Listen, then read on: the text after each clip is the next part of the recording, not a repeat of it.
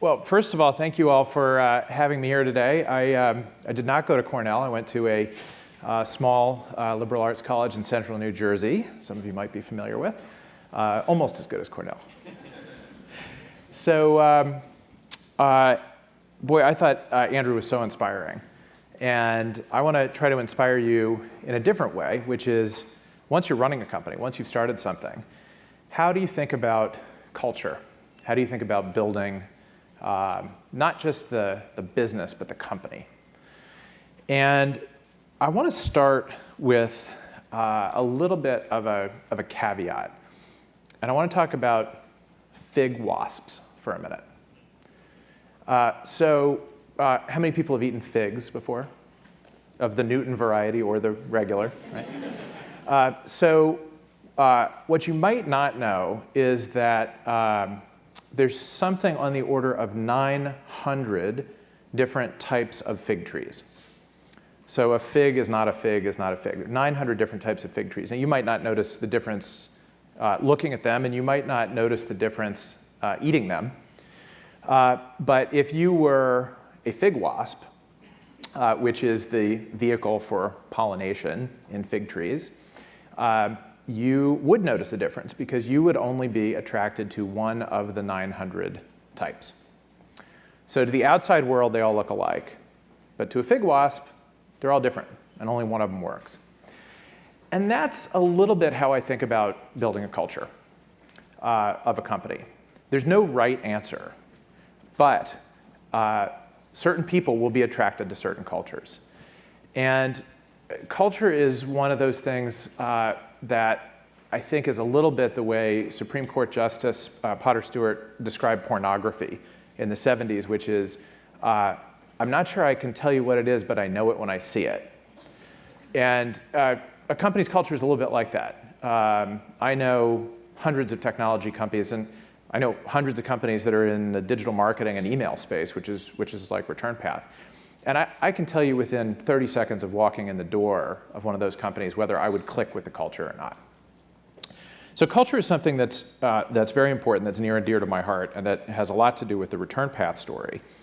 And the way I'd love for you all to think about your job as an entrepreneur or as a CEO is that not just to build a great company or a great culture, but to think about how to disrupt the workforce.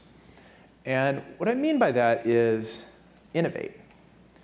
So in the startup world, you're constantly thinking about innovation and disruption, right? That's what you're starting something to do, odds are. You want to disrupt an industry. You want to innovate a business process. You want to innovate for customers. But a lot of people don't think about innovating culture and innovating for people and disrupting the workforce. And if you think about it, most company structures and policies and cultures have kind of been the same way for hundreds of years. Companies were designed to kind of control workers and closely manage output of physical goods a couple hundred years ago. And it's time to disrupt that. So what I want to talk about first are a few reasons to disrupt culture, which will be quick, and then a bunch of ideas for how to disrupt the workforce, a few enablers for it, and then a couple of proof points. So why do you want to disrupt the workforce? Well, fundamentally, workplaces are as dynamic as ever. Right? They're more collaborative, more remote, more global, more demanding. At the same time, most employees are less loyal and feel more entitled. So the workplace is something that is ripe for disruption. You also, as an entrepreneur, always want to play offense. Right? Building a great culture and engendering more loyalty, having people stay longer, build their careers with you, do great things for you, go the extra mile, is good business. It's just smart. But if you don't believe in offense, at least you should believe in defense, which is that if you don't disrupt the workplace, other people will disrupt yours. And it's not just Google, and it's not just about providing good perks or serving lunch every day. So let me share with you 7 things from the return path playbook over the last 15 years that we've done to disrupt the workforce. Number 1, kill your expense policy. How do most companies structure expense policies? Right, if you've ever worked at any mature organization, the expense policy is usually a couple pages long. It's got a lot of rules in it. I remember the first one I had at the management consulting firm I worked at after college, only because Venture for America wasn't around. We were able to spend X amount of dollars on breakfast, X on dinner, X on lunch. Those would change if we were taking out a client or doing something internal. When we stayed at a hotel for business travel, there was a threshold that we could spend, and that varied by city. Really complicated expense policy. And most companies have expense policies like that. The problem with those expense policies is A, they're incredibly complicated and hard to monitor, and B, it's not clear what you get as a company by having one of those. You're trying to control the workforce. The CEO I worked for in the job before I started Return Path in the mid-90s, the CFO scrutinized every line on everyone's expense report and literally wouldn't pay something that was out of policy. If you spent $152 on a hotel and policy for that city was $150, you would get $150 back. So when we started Return Path, we had a real expense policy. And then one day I just said, this is nonsense. I trust my employees. I have smart people who work here. So our expense policy now is 4 words: use your best judgment. And you know what our expenses are per person on the other side of that policy change? Exactly what they were before. Actually, they're a little lower.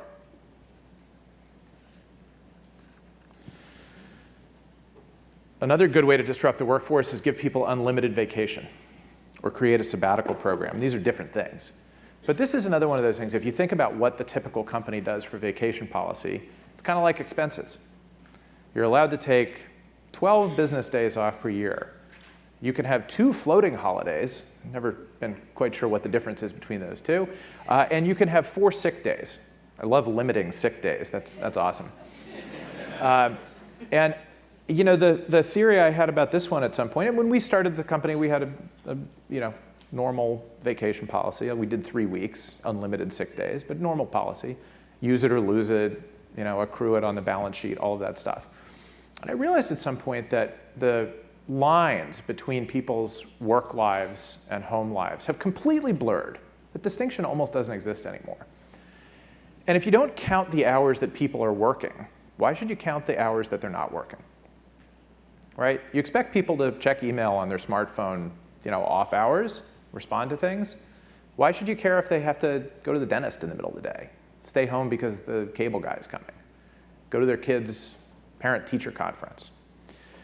So we blew up our vacation policy, went to unlimited vacation. The policy is you still have to ask and get it approved, but you can take as much as you want as long as you get your job done, as long as you meet your goals, as long as you meet your commitments to your colleagues.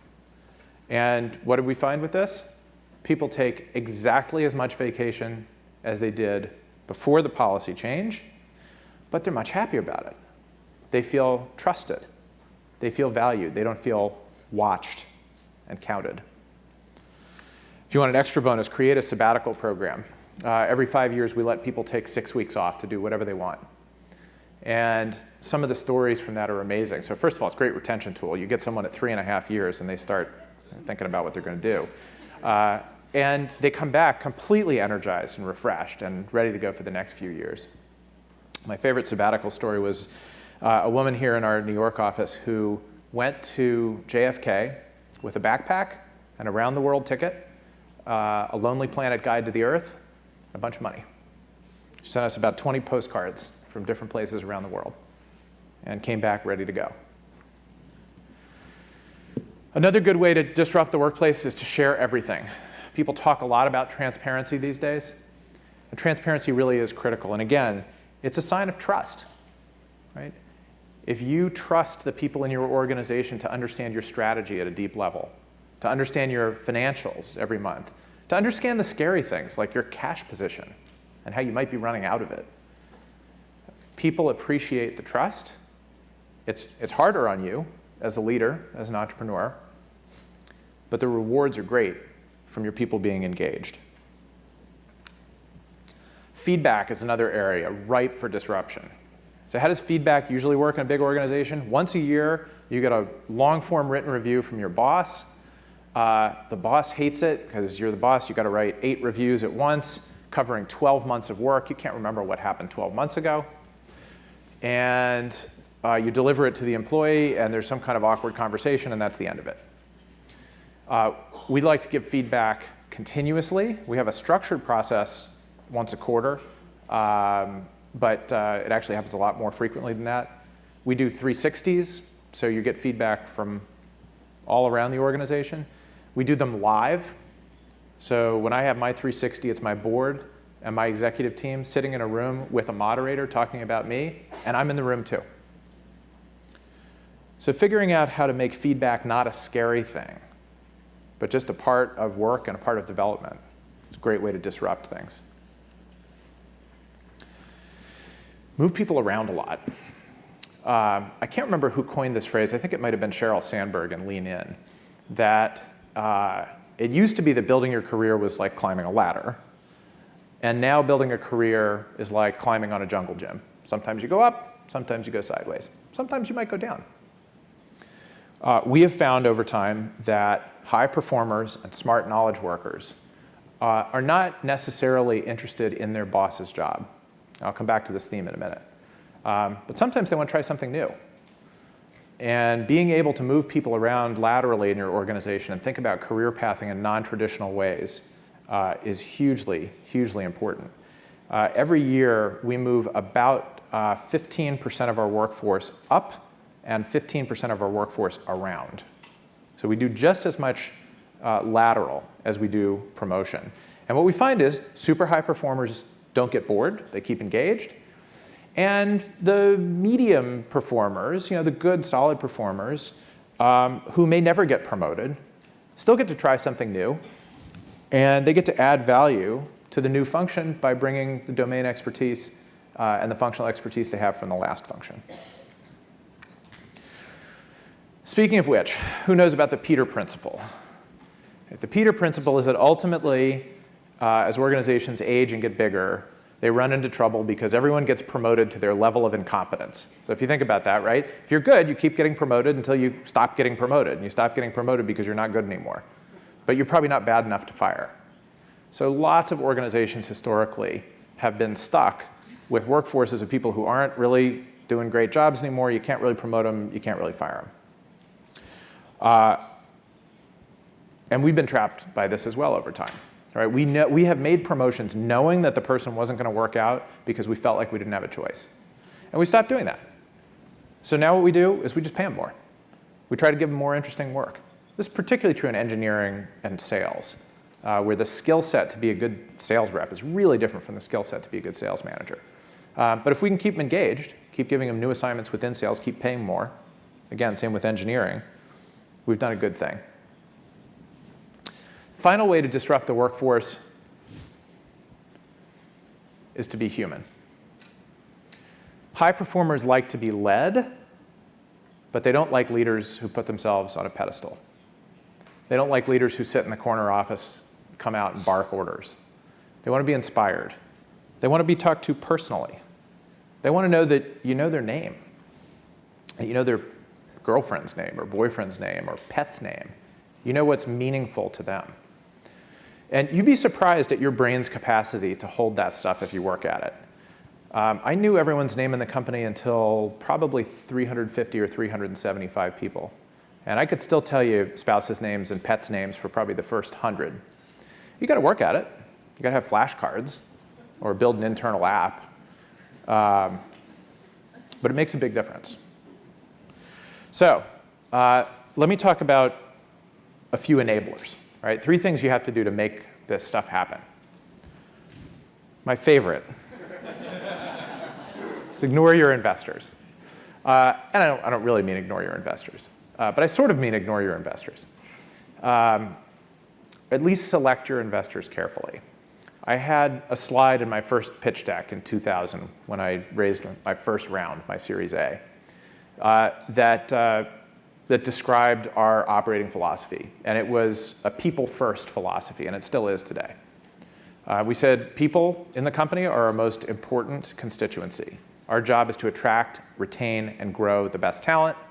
If we do that really well, we'll succeed with our second constituency, which is our customers, because we'll produce the best products for them and give them the best service. And if we get that right, then our third and least important constituency, shareholders, will benefit because we will have built a great business. And I had this in my VC pitch deck. And I said, if that philosophy doesn't work for you, if you want a shareholder-first organization, then don't invest. And some didn't. And that's fine, because I ended up with 3 great investors who've been around for the whole journey, last 14 plus years, who buy into that philosophy and who support it. But there's another challenge you have too, which is with your managers. You actually have to defy them, but you have to support them. Every time we've made one of those policy changes, we've blown up the vacation policy, blown up the expense policy, the people who get most nervous about it are managers. Why? The rules are in place to help them. Right? It's much easier to tell your employee, oh, well, you got to follow the rule because it's the rule, than it is to apply judgment. And say, gosh, you know, it looks like that $900 dinner for 3 of you, well, that might have been a little much. Right? That's harder than saying, oh, out of policy. So you got to bring managers along for the ride, and you got to make sure that they know you have their back. Right? Unlimited vacation doesn't mean that people don't show up for work.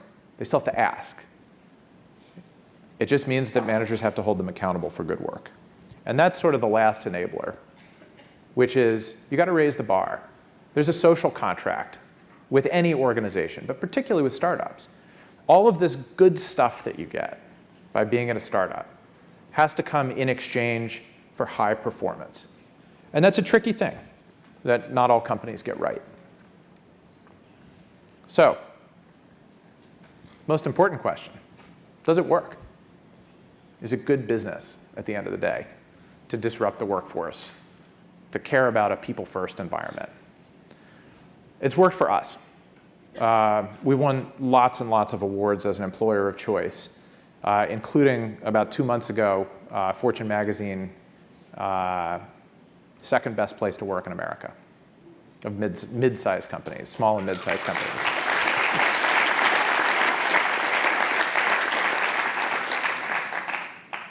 I don't like to brag much, but I love that one. And that's a huge competitive advantage. It's a huge competitive advantage for any company, not just companies with knowledge workers, but for any company. And it's all about attracting and retaining talent. So we track a bunch of these metrics. These are important business metrics for us, just the same way we track, contract value and EBITDA and everything else. In any given quarter, 25 to 50% of new employees are referred in by existing employees. So it helps with recruiting. As I said, we promote about 15% of our people every year and move laterally about another 15%. So about 30% of our workforce is getting a new challenge, a new assignment every year, growing their careers with us, building their careers. And turnover is great. It's low. Tenure is tremendous at my company. Our average tenure, including everybody, and we probably hired 130 people this year, average tenure is 3.5 years. Over 20% of our workforce is 5 years plus. We still have 40 of the first 100 employees from a 15-year-old company. And we're very proud of those things. So that's it. I think we're going to do some of the texting questions now. And I will leave you with one small plug, which is that we're going to hire probably 150 more people this year. And we love hiring entrepreneurial people. So you won't necessarily get to be the CEO, but you'll get to work in a great entrepreneurial organization and apprentice a little bit. So the best way to find me is actually not on LinkedIn, which people tend to want to do, and I try to keep LinkedIn to people that I actually know. But just email me at matt@returnpath.com if you want to connect. Thank you very much.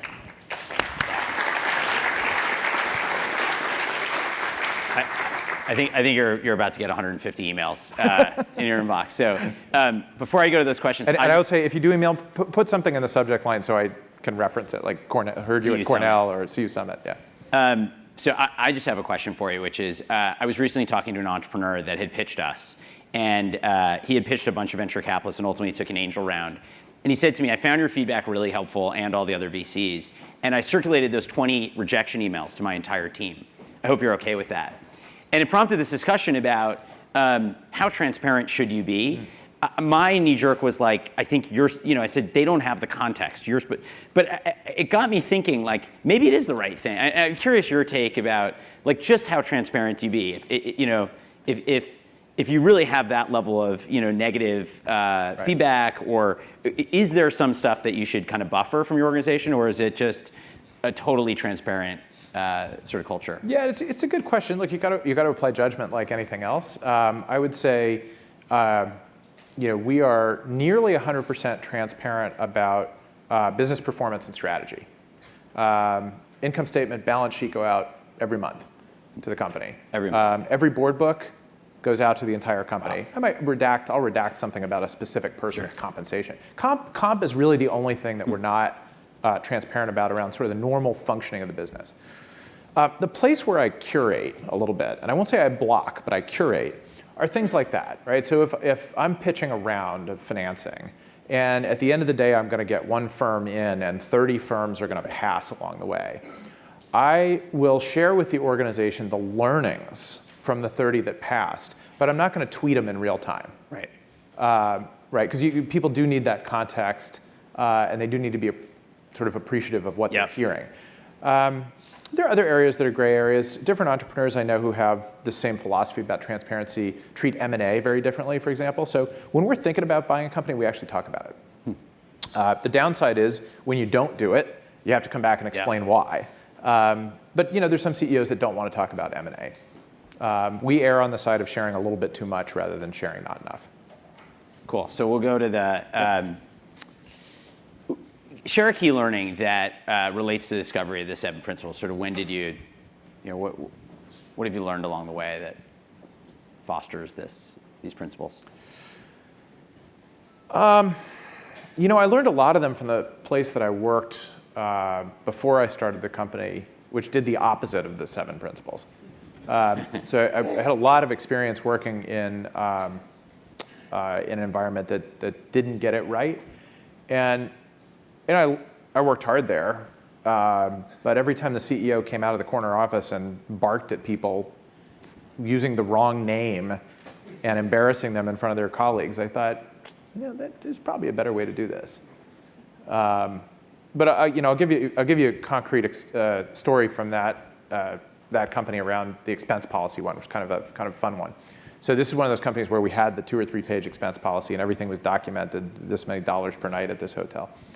So I traveled to LA on business with the CEO, and I'm in coach, and he's in first. And then we get to LA, and I'm staying at the, whatever hotel, and he's staying at the Peninsula.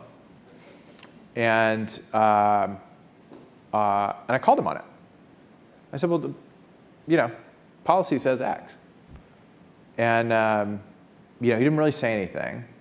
And about 3 weeks later, company issued a revised expense policy that had everything that it used to have before, and then a line at the end that said, essentially, CEO is exempt from expense policy.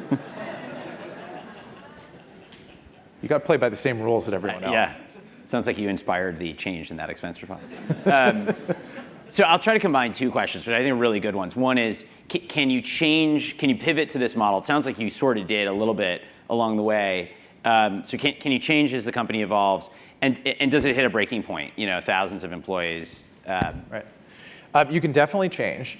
Look, the whole concept that I have of disrupting the workforce, of innovating, is you're innovative in every function in the company. You can be innovative in HR. You can be innovative with policies.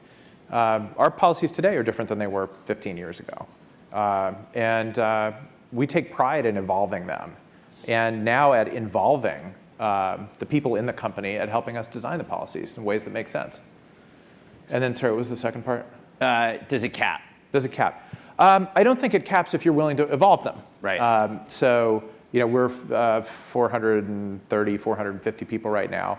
And things are definitely different than they were when we were 25. There's no question about that.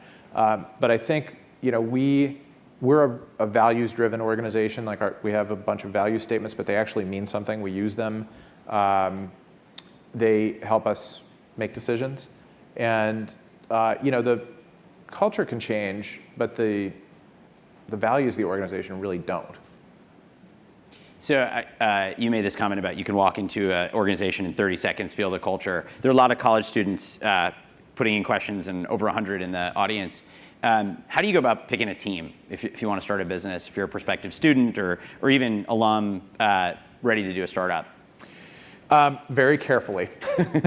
My motto when it comes to building a team is hire slow and fire fast. And particularly the first 10 employees, right, at a company are the ones that really help you establish the DNA of the organization. And you want to interview them for functional competency, but you have to interview them for fit as well. And in fact, we define cultural fit as being a job competency. We don't think of it as something that's outside of whether you're capable of doing the job. Because if you're capable of doing the job but not capable of doing it here, then that's the same as not being capable of doing it. So interviewing thoroughly is critical. I mean, when you're small, you have everyone interview everyone. Even to this day, average candidate with us probably interviews with 10 people before they join. And I did a final interview on everyone until about 250 or 300 employees. Wow. No matter what they were interviewing for. They got short at the end. I think the first year that we hired 100 people, I almost died. But even today, we make sure that one member of the executive team interviews every single finalist for every job and does that sort of last check on, is this the kind of person that we want in the organization? There's a question up here about a lot of early stage companies are in co-location facilities where there are other companies around. Furthermore, a lot are virtual with people all over the country or the world. How do you deal with culture in those cases? Yeah, those are two pretty different cases. Yeah. I think, look, I'm a big believer in flexibility and having people who work remote. I'm also a big believer that humans need to see each other periodically, and that there are real limits to how much of a relationship you can build if you don't sit face to face with people. So I think in the case of having an organization that's virtual or remote, you do need to get that organization together in person, I would say at least 4 times a year. The book Remote, which was written by the 37 Signals guys, and I'm a little bit mixed on the book, but it has some really good things in it, and that's one of them. They have a company that's largely remote, but everyone shows up in person quarterly. Co-working spaces are definitely tough, and we have a couple of our smaller offices are in co-working spaces, and you just have to create some of your own space. So if it's not going to be in the co-working space, then that team needs to they need to be connected to other offices by video, but B, that team needs its own. They need their own coffee shop or their own bar or someone's apartment that they can go to periodically, so they don't get completely kind of morphed into the blob of the co-working space. Question about diversity. How does diversity fit into culture? Diversity is really important and it's pretty tricky. And it's tricky for a couple reasons. One is that and now I'm talking about stuff that's more in the world that I'm in, right, which is sort of technology companies. The normal talent pool is skewed. Right? And whether it's skewed because of people's education or interests or as you're trying to hire more experienced people, it skews for all kinds of reasons. So you have to work very, very hard to make sure that you're building a diverse workforce. And we work really, really hard at it. And the place to work hard at it is at candidate sourcing. It's not in the recruiting process, right? You don't want the organization to feel like you're quotaing. But you have to have a recruiting team that is excited about looking for candidates that are not everyday candidates. But it's definitely hard, no question about it, and controversial too. Because you always want to hire the best people for the job. You don't want to have that sort of thought pattern of like, oh, the person's not quite as good, but I need one of those. So thank you, Matt, for awesome, a lot of food for thought there on Great. building a culture. Great job. Absolutely, yeah. Thanks, Matt.